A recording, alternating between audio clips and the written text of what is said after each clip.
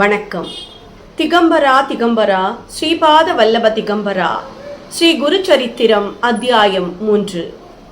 சித்த முனிவரே, நீங்கள் கூறிய குரு பக்தி மகிமையை கேட்டு நான் மகிழ்ச்சி அடைந்தேன். பக்தியுடனும் ஸ்ரத்தையுடனும் நிஷ்டையுடனும் 7 நாட்கள் பாராயணம் செய்பவர்களின் பாவங்கள் தீர்ந்து பிள்ளை பேறு, செல்வம், தானியம், நீண்ட ஆயுள், ஞானம், கல்யாணம் ஆகியவைகளில் யார் யாருக்கு எது தேவையோ அது அவர்களுக்கு கிடைக்கும். நோயாளிகள் அவற்றிலிருந்து விடுபடுவார்கள்.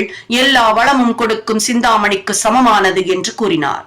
நாமதாரகன், குருதேவா, என் முற்பிறவியின் புண்ணியத்தினால் உங்களை பார்க்க நேர்ந்தது. குரு சரித்திரத்தின் மகிமையை கேட்கும் பொழுது மிக்க தாகமுடையவனுக்கு அமிர்தம் ஊட்டியது போல இருக்கிறது. இதை கேட்பதினால் என் அறியாமை போய்விடும். ஆகையால் இதை கேட்பதற்கு ஆவலுடன் இருக்கிறேன். என் சந்தேகங்களை தீர்க்கும் நீங்களே என் குரு. நீங்கள் எனக்கு குரு சரித்திரத்தை தெரிவிக்க வேண்டுகிறேன் என்றான். இதை கேட்ட சித்தமுனி மகிழ்ச்சி அடைந்து,